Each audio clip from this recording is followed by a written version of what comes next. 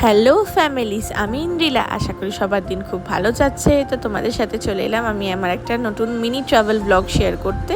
তো আমরা এই রিসেন্টলি বুধবার দিন গেছিলাম মুকুটমণিপুর ঘুরতে।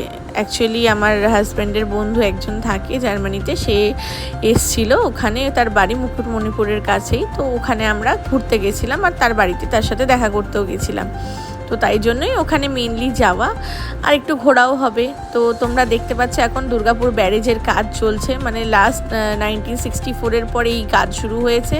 তো দেখো কীরকম অবস্থা, সাইড দিয়ে রাস্তা করে দিয়েছে সেই ব্যারেজ, আর এই ব্যারেজ একদম চেনাই যাচ্ছে না।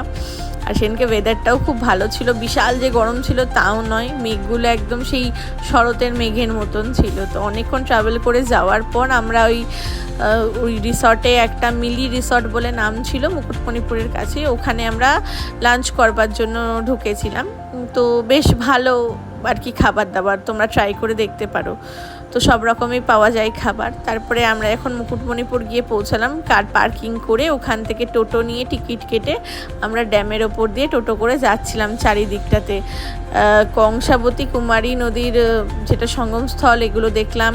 তারপরে দুটো মন্দির ছিল দেখালো, তারপরে ট্রাইবসদের কিছু গ্রাম দেখালো, এবং সবাই যে গুল্লু, আমি, কিডিদা, আর তার সঙ্গে ওই যে আরেকজন দাদা গেছিলো রিজুদা, সবাই দেখো যাচ্ছে টোটো করে, তো সেটাই দেখাচ্ছে। তারপরে সেদিনকে খুব মানে ঝড় বৃষ্টি হয়েছিল, খুব মজা হয়েছিল, আমাদের বৃষ্টিতে ভিজেও গেছিলাম। তো যাই হোক, অনেক মজা করে আনন্দ করে রাত্রে ডিনার করার পর আমরা মোটামুটি বাড়ি ফিরছি, তখন 2-2:30 মতন হবে। তো দুর্গাপুর ব্যারেজ তো দেখলে লাইটে কীরকম সুন্দর লাগছিল। তারপরে আস্তে আস্তে আমরা মোটামুটি 1.5-2 ঘন্টার জার্নি করে ফিরলাম পানাগড়। তো এই ছিল আজকের ব্লগটা, কেমন লাগলো সবাই জানিও। ভালো লাগলে লাইক, শেয়ার আর সাবস্ক্রাইব করে দিও আমাদের চ্যানেলটা।